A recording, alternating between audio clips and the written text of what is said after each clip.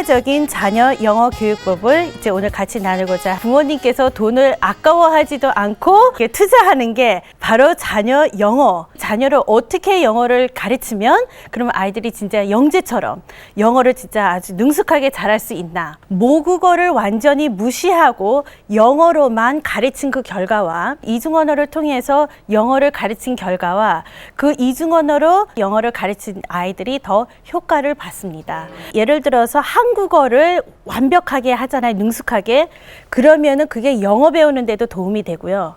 영어를 잘하면은 또 한국어를 또 잘하게 돼요. 이런 콘텍스트에서 쓰고 저런 콘텍스트에서 쓰고 이렇게도 연습하고 저렇게도 연습하고 했을 때 그런 사용을 할 수 있게끔 하는 분위기를 만들어줘야지 효과적인 거라는 거예요.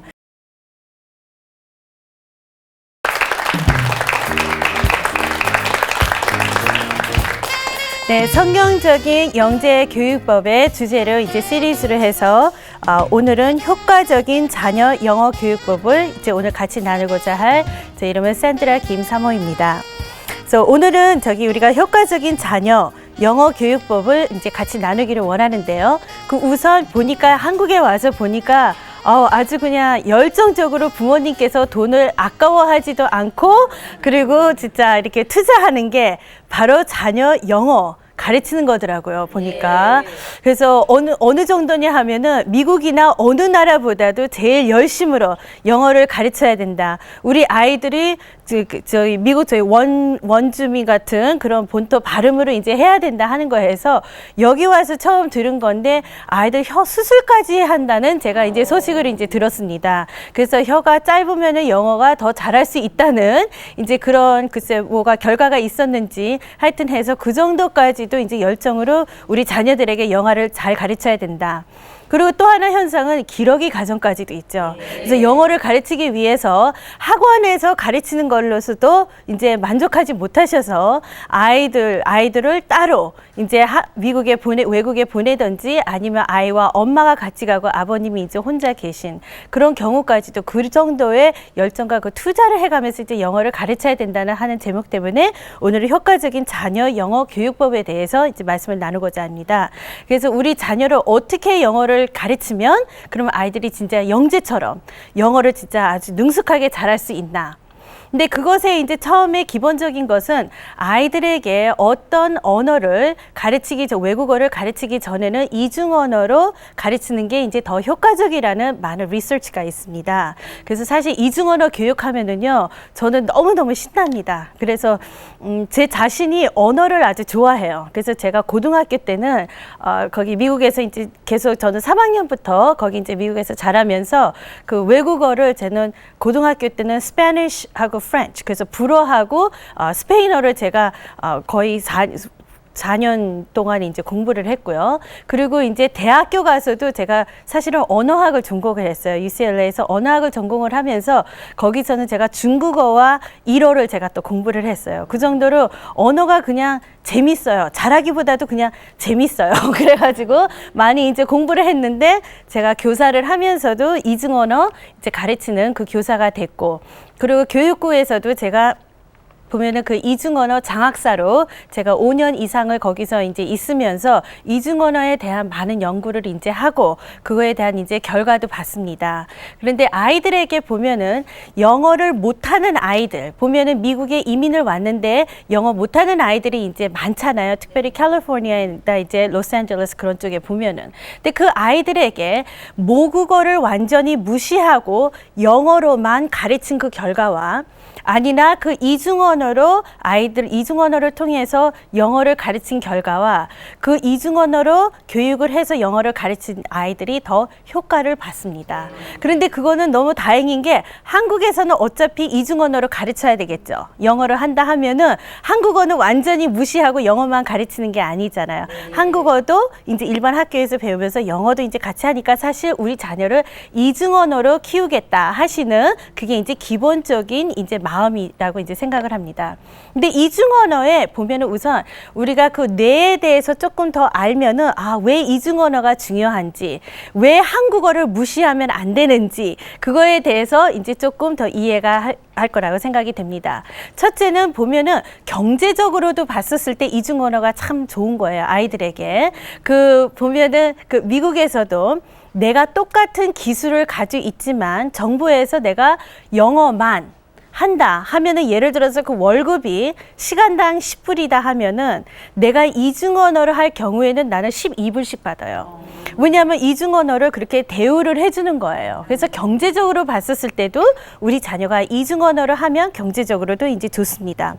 그리고 또 하나는 우리 한국인이, 저 같은 경우나 우리 아이들 같은 경우도 우리 아이들은 셋 다 미국에서 태어나고 그리고 미국에서 교육만 받았잖아요. 그런데 그 아이들은 생긴 게 사실은 한국 동양인이잖아요. 그렇기 때문에 미국 사회에 어디 가서도 나중에 아이들이 성인이 되면은 얘는 그냥 뭐 Are you American? 너 미국 사람이야? 물어보지 않아요.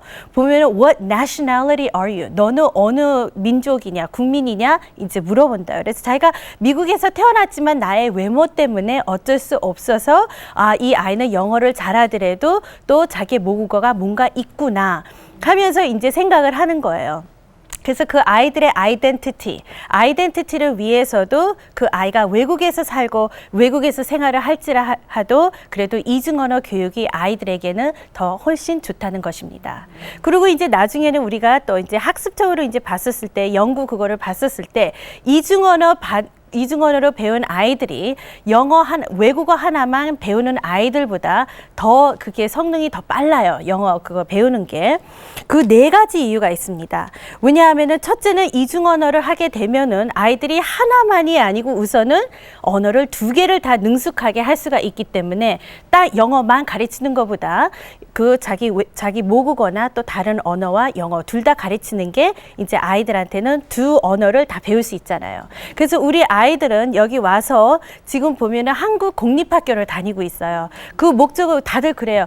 어떤 외국인 학교 보내냐? 딱 그렇게 물어보세요. 많은 사람들이. 그래서 그냥 외국인 학교 안 다닌다고 그러면 그럼 어떤 인터내셔널 학교를 보내냐 그래요. 인터내셔널 학교도 안 보낸다고. 어디 보내요? 학교 보내고 있어요? 그래요. 그래서 공립학교, 일반 공립학교를 이제 보낸다 그래요. 왜냐하면 그 아이들의 목적은 이제 영어를 배웠기 때문에 우리 집에서도 계속 영어로 대화를 하고, 하지만 이제 여기 왔기 때문에 아이가 한국어를 또 그만큼 능숙하게 배울 수 있는 기회다 해서, 그러면 이 아이에게는 한국어와 영어를 둘 다 완벽하게 하면은 하나님한테 더욱더 크게 쓰임을 받고 어디 가서도 그만큼 대우를 받을 수 있다는 것입니다. 그래서 2번째는 보면은 그 언어란 interdependence of languages라고 있어요. 그래서 그거는 이제 무슨 뜻이냐 하면은 이 언어를 예를 들어서 한국어를 완벽하게 하잖아요. 능숙하게. 그러면은 그게 영어 배우는데도 도움이 되고요. 영어를 잘하면은 또 한국어를 또 잘하게 돼요. 그래서 이거는 보면은 그 뇌에 보면은 그게 이제 있어요. 예를 들어서 어떤 거 보면은 그렇기 때문에 아이들이 한 외국어를 능숙하게 배운 애들은 다른 외국어도 또 쉽게 배워요. 그거에 대해서. 왜냐하면은 그 언어라는 거는 그냥 한국어, 영어 각각 다른 게 아니고, 언어라는 거는 interdependent, 서로 이렇게 도와주는 역할을 하기 때문에. 그래서 예를 들어서 한국 아이들이 미국에 이민 갔는데 부모의 어떤 그냥 빨리빨리 얘가 영어 배워야지 함으로써 집에서도 그냥 한국어 안 쓰고 영어로만 그냥, 부모들이 영어를 잘 못하시지만 그래도 그냥 얘를 영어로 시켜야겠다 해가지고 뭐 Are you hungry? Eat! stop! 이제 하면서 이제 계속 영어로만 하면은 어느 순간 가면은 애가 진짜 한국어를 잊어버려요. 근데 한국어 잊어버린 애들이 영어를 더 빨리 배울 것 같지만 더 늦어져요, 그게. 왜냐면 언어는 이렇게 연결되는 성이 있기 때문에 한 언어를 잘하는 것을 키워줌으로써 얘가 그 외국어도 더 빨리 배울 수 있다는 것입니다. 그리고 이제 3번째는 그 이중 언어는 왜 유리하냐, 우리 아이들에게. 왜냐하면은 어린 나이일수록 아이들이 외국어를 자기 모국어처럼 배울 수가 있어요. 그래서 예를 들어서 저 같은 경우도 그래요. 한국어 제가 교육을 여기서 한국에서 받은 거는 제가 1년밖에 없어요. 왜냐면 내가 1학년하고 2학년 때 제가 미국으로 이민을 갔기 때문에. 그럼 여기서는 제가 한국에서는 학교 다닌 거는 사실 1년 조금 넘어서밖에 안 되잖아요. 제가 보면은 스페니쉬는 2년을 좋은 고등학교에서 배우고, 불어는 4년 동안 제가 배우고, 그리고 이제 또 보면 그 일어는 제가 그 유명한 UCLA에서 4년을 배우고, 중국어도 2년 동안 배웠어요. 하지만 절 보고 지금 이 강의 같은 거를 이런 내용들을 일어, 중국어, 스페인어, 불어로 하라면 못해요. 그러니까 그만큼 내가 그 나이가 들어서 내가 배우는 것보다 어린 나이 때 내가 배운 것이 그것이 또 하나의 모국어가 될 수 있다는 거예요. 그래서 우리 아이들 그거 발음이 될 때는 발음을 왜 어렸을 때 하는 게 좋냐 하면 우리가 이렇게 성장이 돼요. 이렇게 자라면서 이렇게 성장이 되는데 보면은 혀 같은 것도 굳어져요. 그런데 그 뇌나 이거 혀나 그런 것들을 다 기능을 봤었을 때는 이게 너무 굳기 아니기 전까지는 많은 것들을 아이들이 이렇게 연습을 하면 그것이 자기 모국어가 될 수가 있는 거예요. 그래서 그 거의 사람들이 그잖아요. 뭐 12살 안에는 뭐 유학 보내야 돼. 뭐 9살 안에는 뭐 보내야 돼. 그게 어디서 생긴 거냐 하면은 예를 들어서 그 아이들마다 그게 그 성능 그걸 잘하는 게 다르잖아요. 어떤 애는 뭐 사춘 뭐 이런 게 일찍 와가지고 10살이면 벌써 키가 이런데 어떤 애는 뭐 거의 20살까지 자라는 애가 있고 그 성장기가 그게 다르듯이 우리 혀나 그런 게 이렇게 굳는 그런 게 이제 형상이 달라요. 하지만 중요한 거는 그게 굳어지기 전에 했었던 발음들은 그게 자기 모국어가 될 수가 있는 거예요. 그래서 유태인 교육에서는 보면은 아이들에게 5개 국어까지 어린 나이 때 다 가르쳐요. 그런데 너무 어메이징한 거, 놀라운 거는요, 아이들이 그게 혼동이 안 돼요. 이상하게 예를 들어서 이 선생님하고는 맨날 자기가 영어로만 하고 이 선생님하고는 내가 중국어만 하잖아요. 이 선생님 보면은 내가 중국어 하려고 그러지 않아요. 진짜 영어가 나와요. 이 선생님 할 때 그거를 리서치가 이제 너무 많은 리서치가 있는데 그거 대표적인 리서치가 이제 쿱맨 교수라고 UCLA에 있어요. 근데 제가 다행히 그때 UCLA에서 언어학 공부했을 때 제 교수님이셨어요. 그런데 그 와이프하고 그 언어를 다르게 써요. 이제 둘 다 유러피언인데 뭐 한 사람은 더치를 쓰고 또 한 사람은 또 다른 언어를 써요. 근데 이 아이가 그리고 또 거기에 또 가정부도 있어요. 그러면은 이 가정부한테는 얘가 항상 영어로만 하는 거예요. 그리고 이 아빠랑 만났을 때는 뭐 이렇게 예를 들어서 더치를 하고 이 엄마랑 만났을 때 또 다른 국어. 그래서 얘가 5살인데 3개 국어를 얘가 그거를 혼동을 안 하고서는 하는 거예요. 그런데 그거는 이 아이가 특별히 유별나게 똑똑한 거는 아니고 아이들이 그런 기능성이 있다. 우리 뇌에 그런 기능성이 있다는 것을 나중에는 이제 MRI나 이제 그런 거를 통해서 많은 연구자들이 통해서 왜 이럴 수가 있구나 하는 것을 발명이 된 거예요. 그래서 예를 들어서 한국에 오니까 또 이런 거를 생각을 하시더라고요. 그러니까 처음에는 저를 이렇게 만나면 제 프로필을 보고 한국어 전혀 못할 줄 알아요. 왜냐하면 제가 미국에서만 자라고 미국에서 교육을 받았으니까. 근데 제가 한국말 부족한 부분은 많아요, 진짜. 그래서 영어와 한국어와 비교했을 때 영어가 훨씬 편하고 영어를 훨씬 잘하죠. 그런데 저랑 이렇게 대화 나누면서 이렇게 한국어 발음으로 이렇게 하는 거를 보면서 많이 착각을 하는 게 그러면 영어 잘 못하시나? 그렇게 생각하는 거예요. 그럼 영어 할 때도 한국어 발음으로 하시나? 그러는 거예요.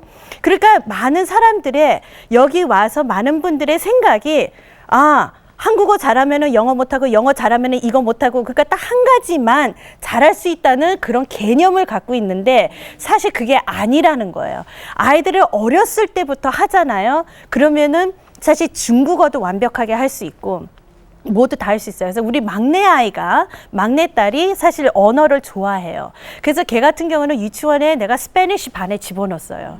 그래가지고 거기서는 뭐든지 다 스페인어로 공부했어요. 근데 얘가 스페니쉬 아이들을 만나서 스페인어로 할 때는 진짜 히스패닉 발음으로 해요. 스페니쉬 하는 사람처럼. 그래가지고 그냥 como está. 그러니까 예를 들어서 미국 사람들 하면 como estás. 이제 그러거든요. 영어 발음으로. 근데 얘 같은 경우는 como estás. 이제 하면서 그렇게 이제 하고. 한국어 할 때는 한국어 발음으로 하고. 그러니까 어휘력, 단어들은 딸려도 발음 하나만큼은 정확하게 한다는 거예요. 그 어렸을 때부터 그런 거를 시켜왔기 때문에. 그래서 보면은 이중언어나 3개국어나 왜 그 교육이 중요하냐. 아이들이 해낼 수 있기 때문에, 그 능력이 있기 때문에. 네 번째는 또 cognitive flexibility and awareness of language라고 있어요. 그것은 무슨 뜻이냐? 예를 들어서 그 한 언어를 배웠잖아요. 그러면은 그 외국어를 배우는데 이게 도움이 돼요. 이게 도움이 돼요. 그래서 그 transference of language라는 게 있어요. 그래서 예를 들어서 그 학자들이 이제 이런 것들을 공부를 했었는데 그 전에는 뇌의 움직임을 못 봤는데 이제 뇌의 움직임을 볼 수가 있잖아요. 그 전에는 죽은 사람, 그 시체만 우리가 뇌를 공부할 수 있는데 이제는 시체가 아니고 살아있는 사람들도 볼 수가 있잖아요. 근데 그거를 봤었을 때 그 언어, 예를 들어서 내가 새로운 단어를 배우잖아요. 전혀 몰랐던 단어를 배우면은 뇌가 더 많은 역할을 해야 돼요. 그런데 내가 이 단어를 한국어로 알았던 단어잖아요. 그럼 그냥 트랜스퍼만 하면 돼요. 그 의미는 알기 때문에 이 단어만 단순히 외우면 된다는 거예요. 그래가지고 저기 캘리포니아에서는 외국어를 꼭 배우게 해요. 고등학교에서. 대학교 들어가기 위해서는. 왜냐? 외국어를 공부한 아이들이 영어도 더 잘해요. 왜냐하면 그 언어라는 시스템에 대해서 배우기 때문에 그냥 예를 들어서 그거를 못 배운 아이들은 언어를 그냥 이렇게 자기가 들어온 것이 정확한 답이라고 하면서 얘기를 하지만 외국어 배운 아이들은 영어를 할 때도 영어의 그 분석함을 가질 수가 있어요. 그래가지고 새로운 거를 배울 때 더 빠른 시간에 그거를 배운다는 거예요. 그래서 여러분들이 영어를 우리 아이들이 잘 하기를 배운다. 효과적으로 배우고 싶다. 빠른 시간에 할 때는 한국어를 줄이지 말고 한국 어휘력도 그만큼 열심히 해야 된다는 겁니다. 그랬을 때 이 아이가 영어를 배웠을 때는 단순히 단어만 외우고 익스프레션만 외우고 다른 점만 외우면 되는데 그렇지 않으면 그 자체 모든 것을 새롭게 배워야 되면은 그만큼 시간이 더 걸린다는 것입니다. 그래서 이중언어에 대해서 이중언어 얘기하면은요, 저는 뭐 그냥 진짜 책도 잘 때 보면 이중언어 책 보면은 막 너무 막 신나가지고 잠이 안 오고요. 그 저기 교육에 대해서 하면은 너무 진짜 이렇게 신바람이 나요. 그래서 오늘도 이 강의를 하면서 진짜 할 말은 맞지만 제가 좀 절제를 해가면서 요점만 좀 같이 나누겠습니다. 그러면 이제 보면은 이제 이런 연구 발표 저런 연구 발표가 이제 뭐 많아요. 그래서 영어 가르치는 방법, 뭐 이중언어 효과적으로 가르치는 방법. 한번 여러분들이 네이버닷컴이나 구글나 그런 데 가보세요. 보면은 millions and millions, 막 수천만 개가 이제 떠올라요. 그런데 그 중에서 뭐가 맞는지 모르잖아요. 그랬다 그거 다 할 수는 없고요. 그런데 제가 오늘과 이제 다음번에 제가 나눠서 강의할 내용은 진짜 이거는 기반적으로 이중언어 선생님들, 교사들이나 부모님들이나 모든 교육자들이 다 이거는 공부해야 되는 부분입니다. 어떻게 하냐? 이거는 진짜 거의 10년이 넘도록 리서치가 있어도 변함이 없는 거예요. 그래서 조심해야 될 거는 여러분들께서 자녀들이 그 영어를 공부하기 위해서 요즘은 이게 인기래. 저게 인기래. 그런데 그거 인기에 따라가다가는 애가 이것도 아니고 저것도 아니고 하면 시간은 시간대로 낭비, 돈은 돈대로 낭비하고 아이들에게 더 그 컨퓨전을 갖다 줄 수가 있어요. 그러니까 효과적으로 배우는 것보다 대래 역효과가 있을 수가 있어요. 그런데 이거는 기본적인 파운데이션이라고 생각을 하면 됩니다. 근데 이게 너무나도 나중에 보면은 이게 참 성서적이라서 야, 진짜 모든 지혜는 하나님으로부터, 말씀으로부터 시작하구나. 그거를 깨닫게 돼요. 그래서 보면은 하나님께서는 벌써 말씀하셨는데 우리가 깨닫지 못해서 연구하시는 분들을 또 사용을 해서 우리가 말씀을 또 깨닫게 하고 자녀 교육에 대해서 깨닫게 하는 거를 또 발견하게 이제 또 되실 겁니다. 그러면은 첫 번째 보면은 이것은 뭐냐면 conditions for learning이라고 그래가지고 아이들이 배우기 위해서 필요한 이제 그 컨디션이라고 이제 합니다. 그래서 이거를 이제 저자를 한 사람은 브라이언 캠본이라는 사람이고 처음에 1990 1995년도에 이거를 발표를 했어요. 그런데 지금 날까지 이거는 유리합니다. 그리고 이렇게 효과적으로 했었을 때 아이들이 언어뿐만이 아니고 다른 것들도 효과적으로 배울 수가 있어요. 그래서 저희 학교에서도 또 제가 장학사였을 때도 보면은 이거를 기본으로 해서 아이들에게 가르치는 것을 이제 했습니다. 첫 번째는 이 사람이 그랬어요. immersion이라고 그랬어요. So immerse the learner with literacy experiences. 그거를 보면은 그거를 immersion을 그대로 저기 우리가 번역하면 잠수시킨다고 그래요. 그게 이제 잠수시킨다는 게 무슨 뜻이냐? 예를 들어서 아이에게 영어를 가르치겠다 하면 자기 환경을 다 영어로 만들으라는 거예요. 예를 들어서 보면은 이제 그 교사 학교를 말하면은 아이들이 배우는 단어들이나 뭐 그 어휘력이나 어휘나 이제 그런 것들을 다 이제 붙여놓으라는 거예요. 보면은 그러면 자기가 어디를 돌아봐도 이제 자기가 배우는 그것이 이제 이렇게 있죠. 그래서 보면은 이거는 집에서는 어떻게 적용을 할 수 있냐. 보면은 아이들이 학원 갔다 온다든지 요즘 공부하는 부분이 있으면 그거 그냥 벽에다가 이렇게 붙여놓으세요. 화장실에서도 붙여놓고 어디 가도 이렇게 붙여놓으면은 아이들이 피하고 싶어야 피할 수가 없고 그거를 한번 보고 그거를 한번 이렇게 말을 하게 되고 함으로써 그게 아이들에게 잠수를 시키라는 거예요. 근데 이게 우리 성경 말씀에도 있잖아요.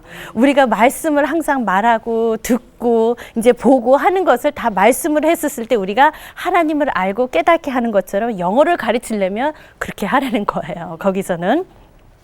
근데 보면은 어떤 분들은 이렇게 얘기를 했더니 그거 자기가 이제 만들어 놓은 그 차트 같은 거를 계속 가는 거예요. 거기다 해놓는 거예요. 그래가지고 어떤 학교에는 가봤더니 제가 장학사 있으면서 이제 학교를 이제 많이 돌아다니잖아요. 그랬더니 뭐 한 달, 두 달, 6개월, 1년 동안 그 똑같은 거를 이제 있고 점점 추가가 되니까 나중에 정신없게 되는 거예요.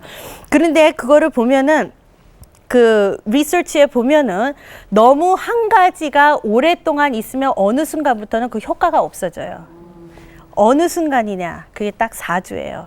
4주 이상이 되면은 그게 새로운 내용으로 안 느껴지고 그리고 이것은 그냥 하나의 그림처럼 느껴져요. 하나의 환경으로 느껴져요.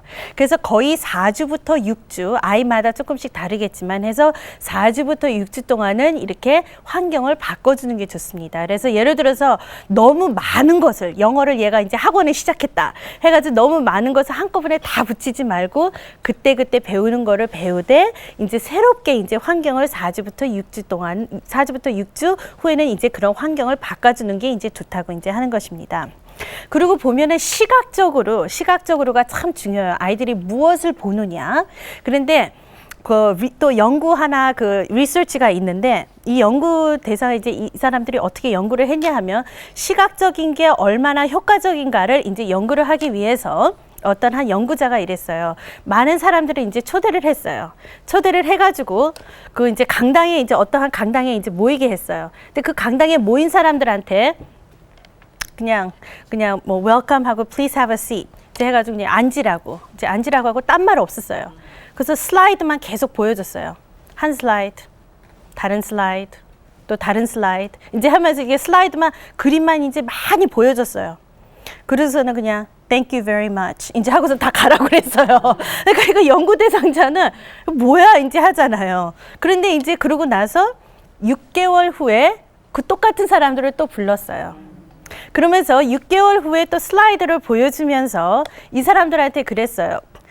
그때 보여준 거와 보여준 그 그림과 보지 못한 그림을 구분을 할 수 있는가? 그거를 이제 이 사람들에게 이제 그 연구였어요. 그랬는데 대부분의 사람들이 90% 이상은 기억한 거예요. 예를 들어서 우리가 그냥 듣고 말하는 거는 많이 우리가 잊어버릴 수가 있더라도 많은 사람들, 대부분의 사람들은 시각적인 것에 이제 기억을 한다는 거예요. 그래서 성경 말씀에 우리가 보는 거와 말하는 거를 주의하라 그랬잖아요. 그것도 다 말씀에 있는 거예요. 근데 이 연구자들은 우리 인간의 저기로서는 오래 걸렸지만 말씀은 벌써부터 있었어요. 그 지혜가. 그래서 그 말씀에도 그런 것처럼 그래서 우리 아이들이 테레비를 본다든지 뭐를 봤었을 때 잘못된 거를 보잖아요. 그러면은 그게 뇌에 입력이 돼 있는 거예요. 근데 그게 뇌에 한번 입력이 되면요, 지울 수 없어요. 아세요? 많은 사람들은 지울 수 있다고, 시간이 가면 지울 수 있다 하는데 지울 수는 없어요. 다만 그거보다 더 충격되는 게 이렇게 replace는 할 수는 있어요. 그거를 바뀔 수는 있어요. 하지만 그거를 없앨 수는 없어요. 그 정도로 아이들한테 뭘 보이냐가 그거를 조심을 시켜야 된다는 거예요. 그래서 우리가 예를 들어서 이제 학교나 뭐 주일학교나 우리가 집에서나 아이들에게 영어를 가르치겠다, 뭘 가르치겠다 하면은 거기에는 집에서 아이들이 시각적으로 그거를 볼 수 있는 것을 이렇게 마련을 함으로써 아이들에게 그 분야에 잠수를 시키는 게 효과적이다 하는 그런 이제 말씀입니다. 두 번째는 이제 그 잠수할 그렇게 시킬 뿐더러 demonstration이 이제 필요하다는 겁니다. demonstration은 보면은 우리가 모델을 한다고 보면은 좀 정확할 수가 있죠. 근데 그 demonstration은 이제 어떻게 하냐면 아이들의 필요성에 맞춰서 우리가 demonstration을 하는 거예요. 그래서 예를 들어서 아이들에게 이제 영어를 가르칠 때 뭐 얘한테 그냥 이거 외워, 이거 해, 뭐 저거 해, 그런 것보다도 아이들에게 그거를 보여주는 게 더 중요하다고 하는 거예요. 그래서 아이들에게 단어 가르치는 것보다도 때로는 그 어휘력, 그 익스프레션을 전체로 보여주는 게 중요하고 그것이 어떻게 이렇게 쓰인다 하는 것을 데몬스트레이트를 해주는 게 중요합니다. 그것을 이제 좀 쉽게 제가 이제 설명을 하기 위해서 제가 이제 장학사 때 이제 학교를 돌아다니면서 이제 중학교에 가서 제가 본 거를 하나 말씀을 드리겠습니다. 거기서 어떤 선생님이 이제 이제 외국어를 가르치는 선생님이었는데 일기 쓰기를 하고 있었어요. 왜냐하면은 또 저기 연구에 보면은 일기를 통해서 아이들이 언어를 또 잘 배울 수 있다는 그게 있잖아요. 근데 그 일기 쓰는 것을 어떻게 가르치고 인도를 하느냐에 따라서 또 그게 효과가 달라요. 그냥 무작정 너 매일 일기 써. 오늘 썼어? 뭘 썼어? 이제 하잖아요. 그러면은 그게 사실 효과가 안 될 수도 있어요. 하지만 그거를 잘 지도하면 그게 진짜 영어를 효과적으로 가르치는데 도구가 이제 될 수가 있어요. 그래서 보면은 예수님도 우리에게 제자들에게 사실 모범이 되셨잖아요. 데몬스트레이트 했잖아요. 제자들을 데리고 다니면서 어떻게 전도하는 걸 가르치고 어떻게 그 병든 자들을 고치는 거를 보여주고 그러니까 그 데몬스트레이션도 사실 예수님이 쓰신 거예요. 그래서 성경에서도 보면 그런 데몬스트레이션이 많이 나와 있습니다. 그래서 우리 아이들도 영어를 가르칠 때는 데몬스트레이션이 중요하다는 거예요. 예를 들어서 일기를 가르칠 때 이제 선생님이 가가지고 선생님이 이제 가서 이제 오늘 일기 시간이에요. 이제 이거 제가 영어를 안 쓰고 한국말로 이제 하겠습니다. 그래서 이제 오늘은 일기 이제 쓰는 시간이에요. 일기 쓰는 시간인데 여러분들이 내가 주말에 했던 일에 대해서 쓰세요. 주말에 이제 했던 일에 대해서 이제 쓰세요. 이제 하고서는 애들한테 이제 시켜요. 그러면은 무슨 질문부터 나오는지 아세요? 선생님 몇 문장 써야 돼요? 그거부터 나와요. 몇 문장부터 써야 돼요, 그래요. 그러고서는 그 다음에는 이제 어떤 문장들이 나오냐? 이번 주말은 지루했다. 아주 지루했다. 지루한 이유는 아무것도 한 것이 없기 때문에 지루했다. 이제 하고서요. 그러면 이제 세 문장을 이제 썼으면 이제 그것은 이제 딱 덮어요. 그래서 그냥 선생님이 너 왜 일기 안 써? 다 썼어요. 어떻게? 그러면 나는 지루했다. 그거밖에 그러면은 그렇게 써봤자 아이들에게 도움이 안 된다는 거잖아요. 그런 거에 대해서. 그렇기 때문에 이거를 예를 들어서 가르칠 때 더 효과적으로 하는 거는 데몬스트레이트를 해주는 거예요. 그러면은 예를 들어서 제가 선생님으로서 이제 일기 쓰는 시간이다. 그런데 애들에게 주제가 오늘은 주말에 했던 일에 대한 주제를 갖고 이제 여러분들이 쓰세요 하면 사실은 제가 일기를 먼저 써와야 돼요. 내가 주말에 했던 일에 대해서. 그런데 그거를 써온 거를 이제 예를 들어서 읽어주고서는 끝날 수도 있어요. 하지만 더 효과적인 것은, 그러니까 이제 이거는 꼭 교사뿐만이 아니고 부모님들이 하라는 거예요. 그리고 이거는 영어가 늘기 위해서는 뭐가 또 잘해야 된다고요? 한국어. 그러면은 애들이 한국어를 일기를 잘 쓰면은 영어도 더 잘 쓸 수가 있겠죠. 그렇죠? 그렇기 때문에 여러분들께서도 나는 영어 못해요. 나는 선생님이 아니에요. 그러지 말고 그래도 하나님께서는 여러분을 부모님으로서 지도자로 세웠기 때문에 이런 것을 집에서도 할 수 있다는 거예요. 그러면 주말에 했던 일이다. 이제 일기를 하면은 엄마나 선생님이 써오는 거예요. 이거를 먼저. 그런데 저 같은 경우는 그거를 모델을 해요. 그러면은 내가 그래서 선생님이 이 주말에 뭐를 했던가 나도 처음에 고민을 했어요. 예를 들어서 애들한테 고민을 했어요. 그런데 내가 주말에 했던 것을 토요일부터 주일까지 이제 일요일까지 생각을 해보니까 내가 청소도 하고 빨래도 하고 뭐 김치도 담그고 뭐도 하고 다 했어요. 그랬는데 그것에 대해서 쓰려고 하니까 그거는 제가 다른 주말에도 다 하는 건데 이번 주말에는 사실 저렇게 기억에 남는 거는 내 친한 친구가 결혼을 했어요. 그렇기 때문에 그 많은 것들 중에서 저는 내 친구의 결혼식에 대해서 제가 주제를 잡았어요. 그래서 주말에 했던 일 하고선 그래서 제 일기 제목이 내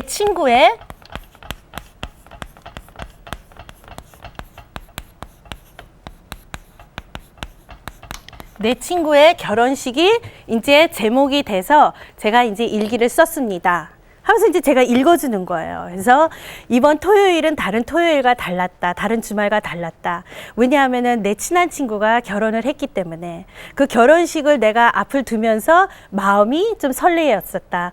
얘를 위해서 진짜 축복을 해주고 기뻐하고는 싶었지만 한편으로는 또 슬펐다. 왜냐하면은 내 친한 친구를 뺏기는 듯한 마음도 좀 있었다. 하지만 내 친구가 원하는 거였고 하나님과의 이렇게 그냥 기도를 통해서 만난 짝이기 때문에 그래도 축복된 마음이 더 많았다.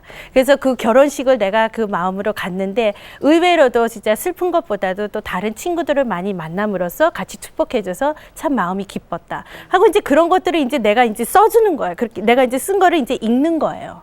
그래서 내가 그걸 데몬스트레이트를 해주는 거야. 그래가지고 제가 이제 이번 토요일 날은 그래서 이것 때문에 내 친구의 결혼식을 감으로써 다른 주말보다는 달랐고 내가 평생 살면서 이 주말만큼은 내가 기억할 것 같다. 이제 그렇게 이제 해줘요. 데몬스트레이트를 해줘요. 그러면 아이들이 그거를 하고 그러면 예를 들어서 이제 여러분들이 이제 일기를 여러분들이 주말에 했던 것에 대해서 이제 한번 쓰세요. 이제 하잖아요. 그러면 애들이 선생님 몇 문장 쓸까요? 그런 거부터 안 나와요. 그러면 애들이 생각을 하게 돼요. 그래서 제가 예를 들어서 그냥 이거 일기 쓰세요 하는 것보다는 제가 이 정도로 하는 게 더 좋은 데몬스트레이션을 해준 거죠. 근데 이거보다 더 효과적으로 할 수가 있어요. 더 효과적으로 하는 거는 이제 애들에게 물어보는 거야. 이렇게 해서 선생님들은 제목이 이거였어요. 그럼 여러분들이 지금 한번 눈을 감고 한 30초 동안 여러분들이 주말에 했던 것을 하나의 슬라이드 쇼처럼 한번 눈을 감고 생각을 해보세요. 하고 잠시 시간을 줘요. 왜냐하면 어떤 애는 뛰어나게 금방 생각나는 애도 있지만 그렇지 않고 어떤 애들은 시간이 좀 필요한 아이들이 있기 때문에 모든 아이들을 존중을 해주기 위해서는 한 20초, 30초를 생각할 시간을 주는 거예요. 그리고 왜 눈을 감게 하냐? 눈 떠 있으면은 이런 거 저런 거 다 이렇게 보느라고 저렇게 분주한 아이들은 생각을 깊게 못하기 때문에 눈을 감고 이제 한번 슬라이드처럼 생각을 해보라 그래요. 그러면 아이들이 이제 주말에 이제 일어나서 이제 뭐를 했고 그러면 여러분 토요일 날 그러면 아침에 뭐를 했나요? 그거 끝나고 나서 점심에는 무슨 일이 있었고요? 또 저녁에는 어땠죠? 하고서는 이렇게 이제 아이들을 이제 해주는 거예요. 그러면 이제 그 중에서 아이들한테 그래요. 특별한 거 있는 거 기억나는 사람은 그때 손 들어주세요가 이렇게 해요. 그러면 어떤 애는 그래서 토요일 날 저녁 때는요 할 때 손 드는 애 있고 어떤 애는 일요일 날 아침에 이렇게 하는 애도 있고 뭐 이제 그래요. 그러면 이제 아이들이 그만큼 생각을 했다는 거잖아요. 그러면 이제 그거에 대해서 이제 아이들에게 눈을 뜨고 자기 옆에 있는 사람하고 대화를 나누라고 그래요. 주말에 했었던 거에 대해서. 근데 그것을 옆에 있는 사람하고 대화할 때 그냥 이렇게 그냥 막 분주하게 얘기하게 하잖아요. 그럼 말 많은 애가 맨날 말해요. 그런데 말 많은 애가 하는 것보다 말이 적은 아이들이 더 사실 연습이 더 필요한 거잖아요. 그러기 위해서는 아이들에게 그래요. 한 A, B, A, B, A, B, A, B 나눠져요. 그러면서 이제 10초 동안은 A만 말하세요. 그래요. 그러면 이제 다 얘기하고. 그 다음에 또 한 10초 동안은 B만 얘기하세요. 그래요. 그러면 이게 여러분들이 집에서 자녀분들이 둘이 있으면 이런 식으로 할 수가 있어요. 그런데 그거를 할 때 제가 A, B, A, B를 할 때 A를 누구를 시키냐. 좀 생각이 좀 많았던 애. 왜냐하면 B는 아직 생각이 없을 수도 있거든요. 근데 A가 말하는 거를 들음으로써 B가 또 아이디어가 생길 수가 있기 때문에 제가 이제 A를 시키는 거예요. 그래서 예를 들어서 때로는 집에서는 큰 애, 작은 애가 있으면은 좀 아이디어가 더 많은 애한테 먼저 시키는 것도 하나의 지혜가 될 수가 있지만 때로는 이제 또 그렇지 못한 애들 이제 가끔 이렇게 할 수도 있지만 그래서 이제 그런 방법으로 이제 통해서 아이들이 자기가 제목을 하는데 가르쳐 주는 거예요.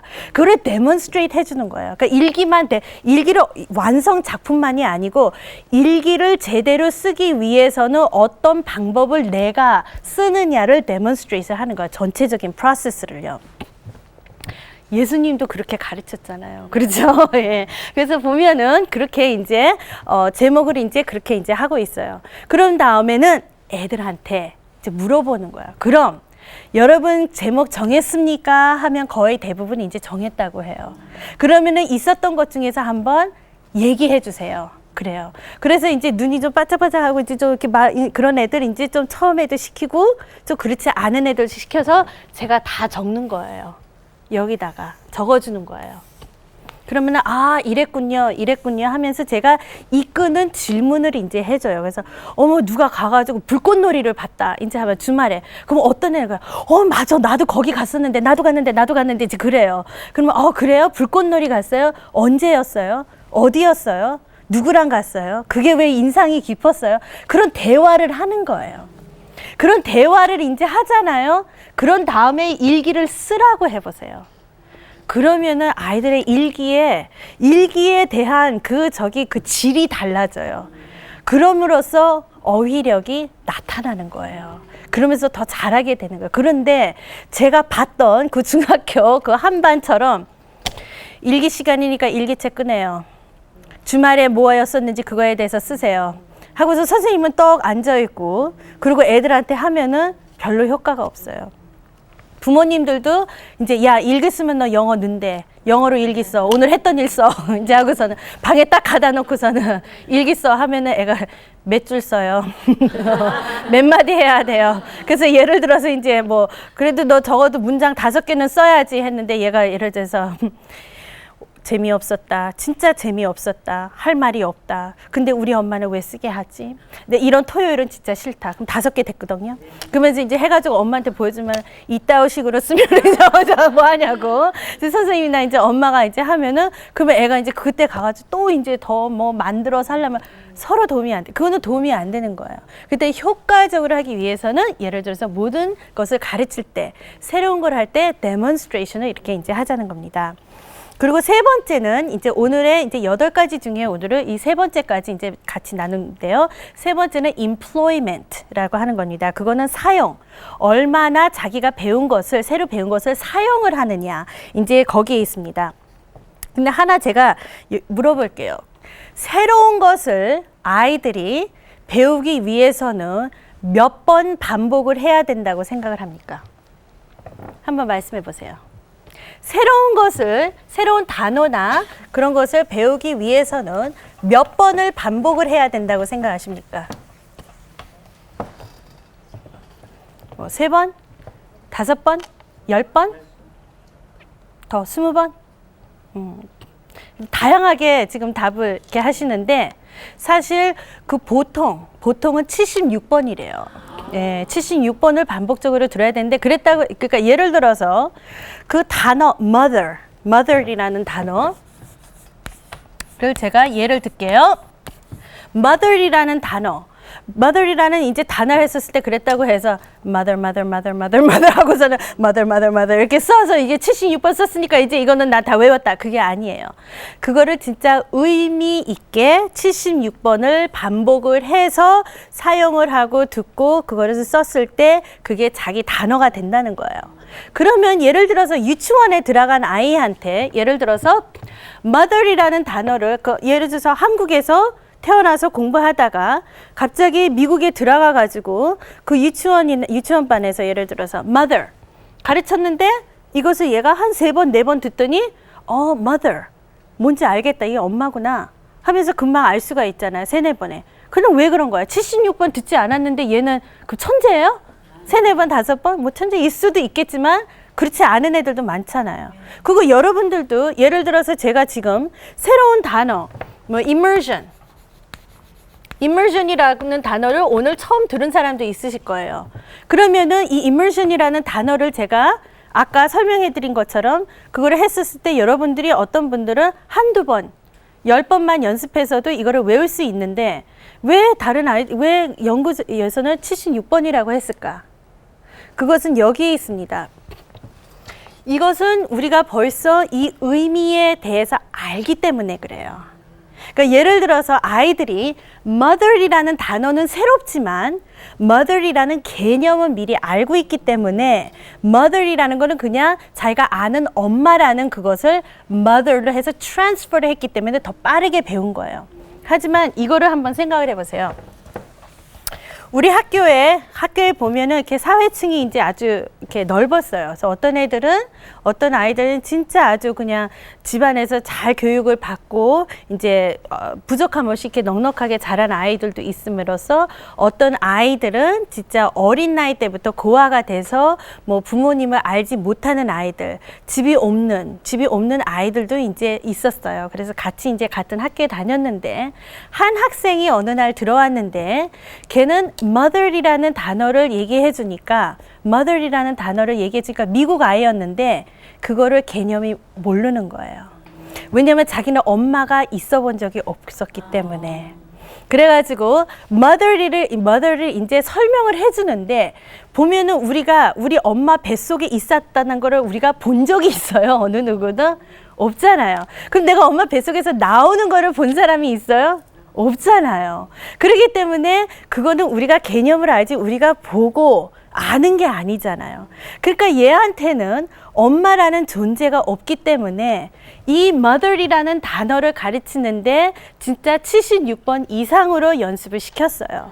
예를 들어서 처음에는 이 mother은 누군가가 너를 돌봐주는 여자다 하니까 이제 수많은 여자들이 있잖아요. 근데 그게 다 mother는 아니잖아요. 그래서 그러면 집에서 같이 사는 사람이다. 그러니까 자기는 엄마랑 살아본 적이 있고 할머니랑 살았거든요. 그러니까 할머니가 mother인지 알아요. 그래서 아니다. 할머니는 너의 mother의 mother이다. 엄마의 엄마지 할머니가 mother은 아니다. 개념이 없는 거야. 그래서 그런 식으로 그랬다고. 아빠도 없으니까 뭐 결혼한 것도 그런 게 아무것도 없잖아요. 그렇기 때문에 얘가 mother이라는 그 단어를 인식을 하기 위해서는 계속 써오고 가르쳐주고 반복적으로 이러한 콘텍스트 저러한 콘텍스트 이렇게 저렇게 설명을 했었을 때 이게 이해가 되는 거였어요. 그래서 아이들한테 이거를 알아요. 스토크라는 거 아세요? 그 스토크가 보면은 저기 주식에 대해서 이제 아이들한테 가르친다고 해보잖아요. mother, stock. 스펠링은 어느 게 더 쉬워요? stock이 더 쉬워요. 더 짧고. 그런데 이거를 가르치려고 해보세요. 유치원 아이들한테. 그러면 돈의 개념부터 해가지고 왜냐 그렇기 위해서는 이거를 제대로 하기 위해서는 어느 정도 성숙도도 필요하지만 진짜 76번 이상의 반복이 필요하다는 것을 여러분이 알 수가 있습니다. 그렇기 때문에 보면은 그만큼 연습이 필요해요. 그래서 예를 들어서 우리 아이가 영어를 많이 한꺼번에 단어를 막 외우는 게 중요한 게 아니에요. 조금씩 배운다 할지라도 그거를 완전히 소화시키고 이런 콘텍스트에서 쓰고 저런 콘텍스트에서 쓰고 이렇게도 연습하고 저렇게도 연습하고 했을 때 그런 사용을 할 수 있게끔 하는 분위기를 만들어줘야지 효과적인 거라는 거예요. 그래서 저희 주일학교에서도 예를 들어서 그거를 가르칠 때 보면 아이들한테 많은 거를 가르쳐주지 않고 짧은 그것을 반복적으로 계속 이렇게도 얘기하게 하고 저렇게도 하고 게임에서도 하면서도 하게 하고 소리 지르게 하기도 하고 요렇게도 말하게 하기도 하고 서로도 얘기하기도 하고 그 다음 주에도 쓰게 하고 이런 화면에서도 쓰게 하고 저런 장면에서도 쓰게 하는 거예요. 그래서 그게 자기 모국어처럼 딱 받아지게 자기 언어가 되는 겁니다.